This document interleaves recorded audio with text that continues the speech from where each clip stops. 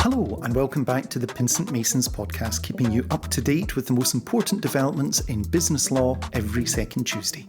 My name's Matthew McGee and I'm a journalist here at Pinsent Masons, and this week we get to the bottom of why authorities are demanding that energy companies improve their cybersecurity.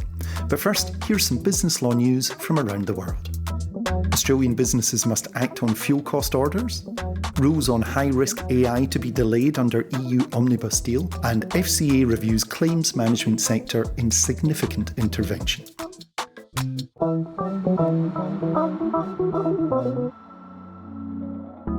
Businesses in a road transport contractual chain in Australia, including retailers, logistics companies, construction contractors, transport providers and waste management companies, must act now to assess their obligations under the Fair Work Commission's Fuel Cost Order. In April, in a response to rising fuel costs due to conflict in the Middle East, the FWC issued a road transport contractual chain order that imposes cost of fuel-related pay adjustment obligations for contracts or arrangements concerning the performance of work in the road transport industry. The order requires a fortnightly review of what companies pay for the performance of works to ensure that those performing works are not left out of pocket for an increase in the cost of fuel. However, because of the way the order has been worded and the complex web of contracts involved, businesses face difficulties in interpreting how it applies to them and in implementing its requirements. EU rules regarding AI systems categorised as high risk will take effect from late 2027, not this summer, if a new deal struck by legislators is adopted in the coming weeks. The high-risk AI regime is one of the most significant features of the EU AI Act, imposing obligations on providers, deployers, importers and distributors of high-risk AI in relation to risk management, data quality, transparency, human oversight and accuracy. Under the provisional agreement the institutions have struck, which still has to be formally ratified, the rules applicable to standalone high-risk AI systems would apply from December 2027 rather than August this year, while the rules regarding high-risk AI systems embedded in products would apply from August 2028. The planned delay is designed to provide more time for EU policymakers to formulate standards, tools and guidelines to help businesses meet their obligations under the new regime. The UK's Financial Conduct Authority has opened a formal review of the claims management market in a step that could lead to legislative reforms. According to the regulator, the review has been driven by concerns that consumers are being failed by a number of claims management companies and law firms involved in the claims industry. It said it will collaborate with the Solicitors Regulation Authority and other regulators. Financial regulation expert Jonathan Cavill said the review is significant. He said its scope, covering lead generation, marketing, fee structures, regulatory perimeter issues and end-to-end consumer journeys, means that virtually every participant in the claims management supply chain will need to take stock.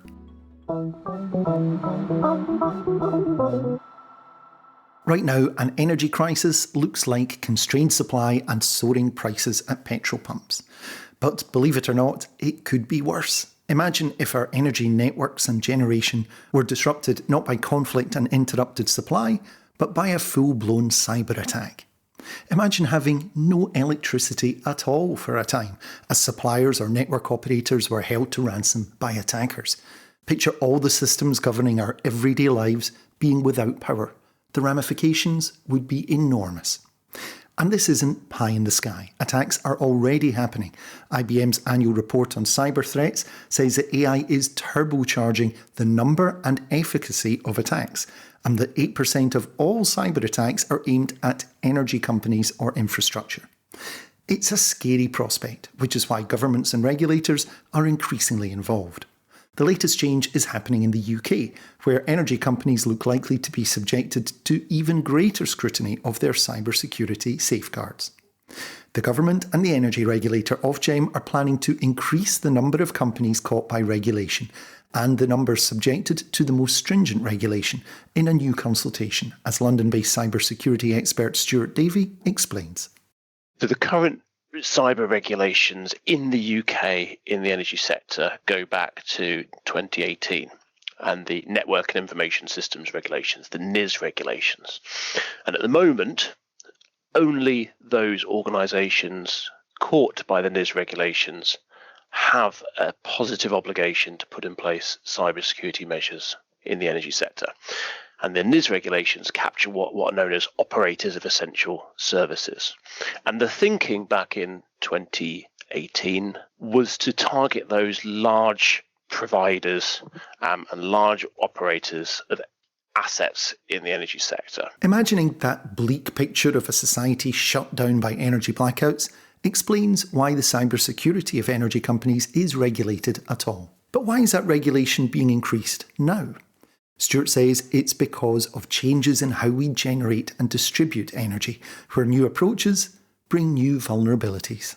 There has been a significant change and shake-up of the energy sector, and as the UK moves towards delivering against the government's Clean Power 2030 ambitions, there are a load of new operators coming into the energy sector with new battery storage capacity being brought on stream, new wind, new solar capacities. And so there is a desire to ensure that the operators of those new assets and the much more diversified, wider energy ecosystem that contains many more operators than previously was the case, that there's an appropriate level of cybersecurity for those wider range of organisations. One of the other reasons for this is just increasing digitalisation, increasing number of operators, increasing number of entities involved in the wider ecosystem. So that's why the government is keen to ensure that there are cybersecurity measures in place beyond what is already regulated for. So what exactly is changing?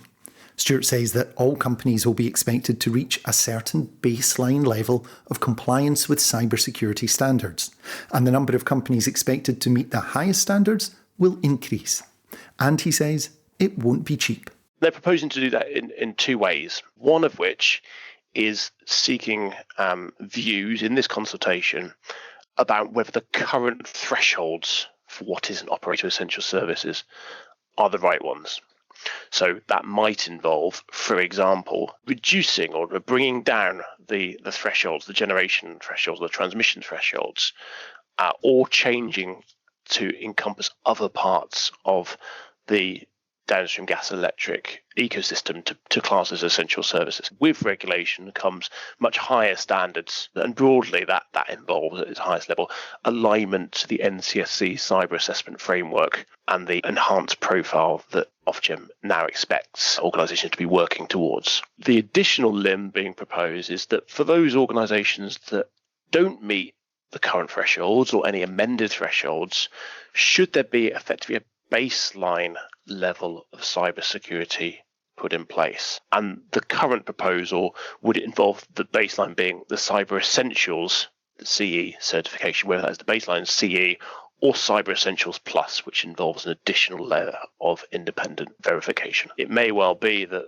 organisations that actually have got a very mature cyber policies and cyber measures, that the uplift to get to what is being demanded by the regulators may not be as significant as it is for perhaps organisations that are less mature and have got more work to do. But the consultation documents give some indicative costs that broadly they might expect. So one-off costs per controller thought to be between 110,000 to 130,000 as one-off costs, and then annual costs of more like 200,000.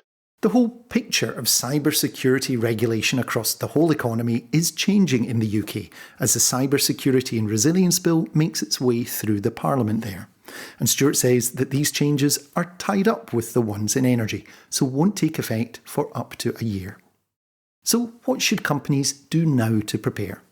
Stuart says complying with existing laws, even if you're not obliged to yet, would be a good start. We work with a number of organisations that are in exactly the space of not yet in scope, but maybe because they are bringing more generation capacity online, for example, or they're acquiring new assets. And they should therefore be looking towards what the requirements will be if they are brought in scope and working on their improvement plans to start to show that they can demonstrate compliance with what will be expected, because these are complex processes and they take time to make the changes that will require to be able to demonstrate compliance. For those organisations that are unlikely to be within scope of the NIS regulations as they currently are or amended, well, what the consultation is doing is demonstrating the expectation of the regulator that no matter the size of the organisation, if you are licensed by Ofgem, there will be an expectation to have baseline cyber security measures in place, and that will be tied to the relicensing process. And so if that is the direction of travel, then it would be sensible for those organisations to start to consider or review their cyber posture, look at the Cyber Essentials and Cyber Essentials Plus certifications, and start that journey. And what is being proposed for that level is not to put in place significant or onerous additional requirements, but to have in place the measures to enable those organisations to defend themselves against the most common cyber threats. And so you could take it, regardless of what the regulator is expecting, that's a prudent thing to do in this day and age of increased level of cyber attack. Well, thank you very much for tuning in, for reviewing, recommending, passing it on to colleagues, and for every minute you spend with us. We know you're under time pressure and we really appreciate it.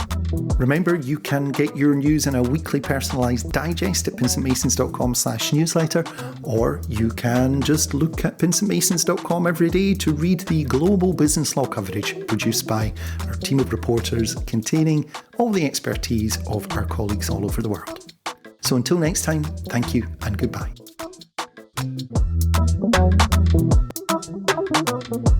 The Pinsent Masons podcast was produced and presented by Matthew McGee for international professional services firm Pinsent Masons.